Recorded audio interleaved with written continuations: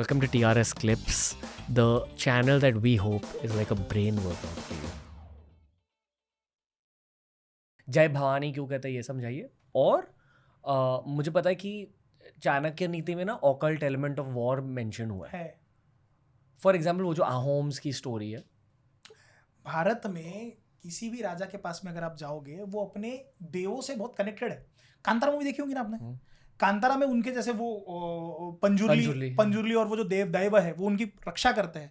Similar way में मराठाओं में ऐसा था कि ये लोग शूरांचे नाच, शूर कहते थे ये लोग इन्हें।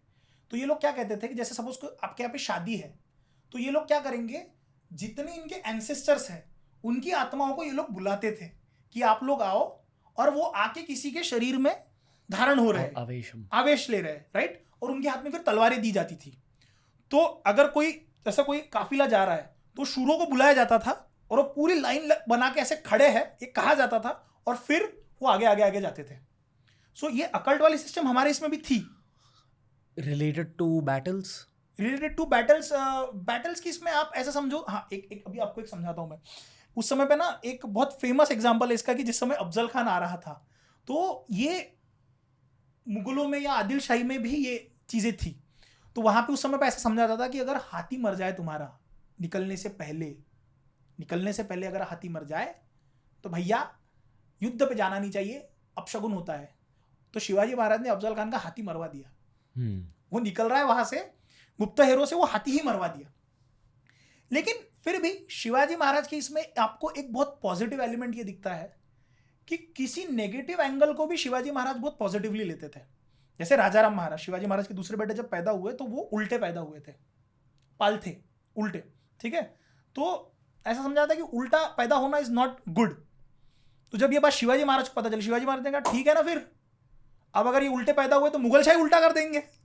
पॉजिटिव एंगल, हर चीज में आपको पॉजिटिविटी ढूंढना है। लोग अमावस्या के दिन में जाके युद्ध पे नहीं जाना टालेंगे कि आज अमावस्या है। शिवाजी महाराज कहते थे कि यही हमारे लिए एडवांटेज है भाई, क्योंकि रात में अगर हम जा रहे हैं तो चांद वहां पे नहीं होगा। उसको एडवांटेज बनाओ, आप उसे इस्तेमाल करो। सेकेंडली, माँ भवानी या महादेव का नाम लेके अगर आप जा रहे हो तो आपको एनर्जी ही देता है। जैसे एक कहानी बहुत मशहूर है कि भवानी माता ने शिवाजी महाराज को तलवार दी थी, वो तलवार वाली जो कहानी है। ऐसे कुछ कहानियां शिवाजी महाराज ने अपने लोगों में भी फैलाई थी जानबूझ के। वो जो भवानी तलवार है दैट वाज इटालियन स्वॉर्ड। ये पूरी स्टोरी बताइए। अब हुआ क्या कि उस समय पे एक तो लोगों का आपके ऊपर भरोसा आना बहुत जरूरी है। शिवाजी महाराज की एज क्या रही होगी उस समय पे? शिवाजी महाराज वॉज अफजल खान के पहले का समय है ये। अफजल खान जब आ रहा है ना तो पूरा महाराष्ट्र डर चुका था। शिवाजी महाराज की एज उस समय 28-29 साल की थी। अफजल खान वो है जिसने शिवाजी महाराज के पिताजी को भी कैद किया था एक समय पे। शिवाजी महाराज के बड़े भाई थे संभाजी राजे, जिनके ऊपर से उनके बेटे का नाम पड़ा, उन्हें छल करके मरवा दिया था अफजल खान ने। तो अफजल खान का जो दरारा था पूरे भारतवर्ष में था। तो अफजल खान आ रहा है ये बात जब पता चली, एक तो 1649 के अराउंड शाहजी राजे को कैद किया गया क्योंकि वो एलिवेट हो रहे थे। तो उन पे आरोप लगाया गया कि ये अपने बेटे को मदद कर रहे हैं, तो उनको कैद करके पेश कर दिया गया। उन्होंने कहा कि मैं अपने बेटे के साथ में कोई भी संबंध नहीं रखूंगा। 1656 में आते आते शिवाजी महाराज 7 साल तक, 7.5 साल की, कि भाई हम कुछ भी नहीं करेंगे, कुछ भी नहीं हो रहा है 1656 तक। 1656 के आगे 1659 में जिस समय पे ये डिक्लेयर हुआ कि शिवाजी ने फिर से अपने पैर खोलना, हाथ पैर चलाना शुरू कर दिया है, अफजल खान जब आ रहा है, लोगों में ये कॉन्फिडेंस ही नहीं बचा था कि हम लोग अफजल खान को मार सकते हैं। क्योंकि 1 लाख की सेना लेके आ रहा है। आपके पास में कितनी सेना है? पूरी गिन भी लोगे तो आप 15,000 20,000 के ऊपर सेना नहीं लेके जा रहे हो। 7 साल के लिए एक्चुअली अटैक नहीं किया, कुछ भी नहीं हुआ है। ये एस्ट्रोलॉजिकल रीजन? नहीं, वैसा रीजन नहीं था। Some political reason. The reason was कि 1649 में शाहजी राजे को जिस समय पे कैद किया गया तो शिवाजी महाराज के ऊपर ये प्रेशर आ गया था कि भाई मेरे पिताजी तो अभी भी आदिल शाह के लिए काम कर रहे हैं ना, ये हमारे पास में इसका कोई सोर्स नहीं है कि ये दोनों कनेक्टेड रहे होंगे। लेकिन 110% में ये कह सकता हूं कि दोनों के कोई ना कोई संधान बांधे गए होंगे। वो वहां से उन्हें प्रोटेक्ट कर रहे होंगे कि तू ये कर। Because Shivaji Maharaj when he came to Maharashtra from Bangalore, वो आदिल शाह के सरदार के तौर पे ही आए थे। Later on he started giving freedom to his Jahangir and all.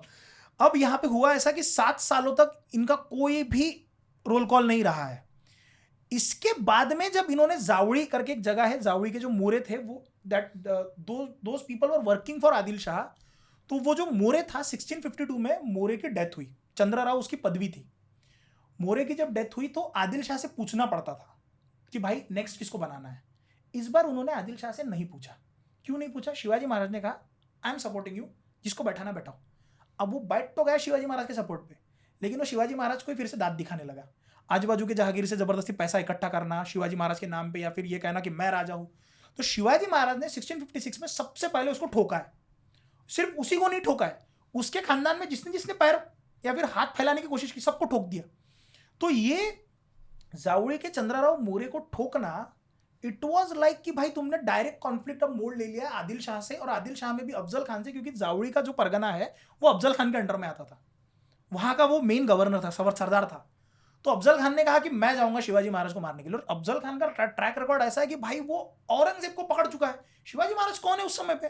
28-29। Shivaji Maharaj को उस समय पे राजे भी नहीं कहा जाता था, सब लोग साहेब कहते थे। पत्रों में साहेब करके उल्लेख है बहुत जगहों पे। तो राजे भी नहीं है, सर्टिफाइड राजे भी नहीं है, क्योंकि बाकी के लोग मानने को तैयार नहीं है। दूसरी चीज, अफजल खान की सेना में कौन है? शिवाजी महाराज के कजिन चाचा मंबाजी भोसले, वो कह रहे हैं कि चलो मैं चलूंगा। कृष्णा भास्कर कुलकर्णी, अफजल खान का वकील, वो कह रहे हैं हम चलेंगे। सब चलने को तैयार है यार, मोहिते घाड़ के सब शिवाजी महाराज के अगेंस्ट में खड़े हुए हैं वहां पे। ये सारे के सारे आपको जब बल दे रहे हैं कि हम चलेंगे मारने के लिए, पूरी सेना कांप चुकी है आपकी। प्लान ऐसा था कि शिवाजी महाराज को कहीं छुपा दिया जाए या हम वापस चलते हैं। शिवाजी महाराज ने यहाँ पे जो युद्ध खेला है वो पूरा साइकोलॉजिकल वॉरफेयर है। 6 महीने तक उसको टाला है, 6 महीने के बाद उसको बुलाया है, उसको खत्म किया है। इस समय पे शिवाजी महाराज को जनता में ये बात बताना बहुत जरूरी थी कि मेरे सपने में आई भवानी आई है, और आई भवानी ने मुझे तलवार दी और आशीर्वाद दी है, जिसके भरोसे पे मैं अफजल खान को हरा सकता हूँ। जो शायद हुआ होगा, शायद हुआ भी होगा। भाई सी वो कनेक्शन है यार, वो शिवाजी महाराज है। पॉलिटिकल स्ट्रेटेजी शिवाजी महाराज की बहुत आगे रही है, बहुत आगे का सोचते थे चीज़ों को लेके। ये हुआ भी होगा, ये नहीं भी हुआ होगा, लेकिन वो जो तलवार थी वो इटली मेड थी, तो उन्होंने नाम दिया कि भवानी माता ने दी है। और इसमें गलत कुछ भी नहीं है ना। नरोबा कुंजरबा जैसे हम कह रहे हैं कि भीम कह रहा है कि मैंने अश्वत्थामा को मार दिया। अब वो असली अश्वत्थामा है या हाथी वाला अश्वत्थामा है किसी को पता नहीं है, कहानी जो अगर आपने सुनी होगी तो। सिमिलर वे में अगर मैं कह रहा हूं कि मुझे भवानी माता ने कहा कि हाँ ये तो धर्म कार्य है, उसमें गलत क्या है?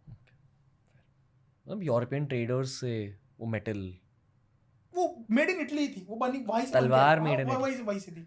ये कम्युनिकेशन कैसे हो रही है? क्या है, उस समय पे जितनी भी तलवारें थी वो वहीं से बन के आती थी, तोप के गोले वहां से बन के आते थे।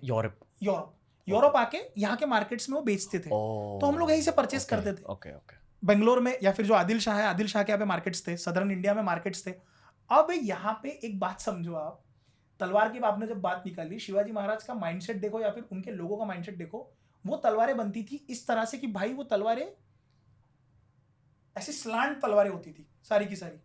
और मराठास या फिर शिवाजी महाराज की मैक्सिमम हाइट कितनी है? 5'6", 5'7", 5'8". मुगलों की हाइट कितनी है या पठानों की हाइट कितनी है? 6 फीट, 6.6, 6.3। तो आप मारोगे कैसे? तो शिवाजी महाराज इन लोगों ने क्या किया, उस वो जो तलवार थी वहां से जो आती थी, उन तलवारों का शेप चेंज करना शुरू किया। जो तलवारें स्लांट होती थी उन तलवारों को सीधा किया। तो मैं जब यहां से पकड़ूंगा तो ये कर्व होकर यहां पे नहीं जाएंगी, वो सीधा आपके गर्दन पे आएंगी। उसी तलवार को आज पूरे वर्ल्ड में मराठा तलवार करके जाना जाता है। स्ट्रेट स्वॉर्ड, मराठा तलवार। कि भाई मैं मारूंगा तो मुझे ज्यादा ये करने की कोशिश नहीं कर, तलवारों का वजन हल्का किया गया। तलवार जब हम पकड़ रहे हैं तो डायरेक्टली मैं यहां से पकड़ूं तो आपके गले तक वो आ जानी चाहिए, तो मैं ऐसा भी करूं तो आप कट जाने चाहिए। सो ऐसी इनोवेटिव चीजें भी शिवाजी महाराज ने उस समय पे इस्तेमाल करी है। लगता है ऑकल्ट साइंस वेपन से जोड़ा होगा। ऑकल्ट साइंस का वेपन से जोड़ना, लेकिन शस्त्र तो हमारे लिए दैव ही रहे हैं ना, तो हमने उसे ऑकल्ट से जोड़ने की जरूरत नहीं, वो हमारे लिए दैव ही है। किसी भी चीज को इस्तेमाल करने से पहले हम लोग उसकी पूजा करते हैं। सिमिलरली जिस समय पे हम लोग दशहरा सेलिब्रेट करते हैं, राइट, तो दशहरा के दिन हम लोग सीमा उल्लंघन करते हैं। सीमा उल्लंघन यानी कि आज डिसाइड होगा कि हम कहाँ युद्ध करने जाएंगे, तो उस दिन शस्त्र की पूजा होती है। शस्त्र में कहा जाता है, हम लोग भगवान से कहते हैं कि मेरे शस्त्र में आके तू बैठ। जिस तरह से हनुमान जी रथ पे बैठे थे, किसके? अर्जुन के। उसी तरह से कहा जाता है कि भाई तुम हमारे तलवार में आके बैठो, तलवार में हमें प्रोटेक्शन के लिए आओ। फिर उस तलवार को इस्तेमाल किया जाता है। उस तलवार पे खून भी चढ़ाया जाता है, चढ़ाना जरूरी होता है, उस तलवार को खून लगाया जाएगा इधर आज और ऑफ एनिमल, सेक्रीफाइस दिया जाएगा, उसके बाद में उस तलवार को इस्तेमाल। राजपूतों में एक प्रथा है, पता है, वो ऐसे तलवार लेके यहाँ से काटते हैं अपना ये माथा यहाँ से, क्योंकि वो खून तुम्हारे तलवार को लगना चाहिए। वाह। वो एवेटार मूवी देखी है आपने, जो कनेक्ट करते हैं, सिमिलर वे में मेरा खून यदि तलवार को लगता है तो मेरा डीएनए खून तलवार का डीएनए सेम, मतलब मेरा पावर कनेक्ट हो जाएगा उसके साथ। ब्लड बॉन्ड, यस, वो बॉन्ड क्रिएट करने के लिए भी ये चीजें हुई है। Thanks for watching TRS clips. Make sure to explore the channel, ऐसे ही बहुत सारे क्लिप्स अपलोड करे हैं। You'll keep working out your brain as you keep exploring the channel.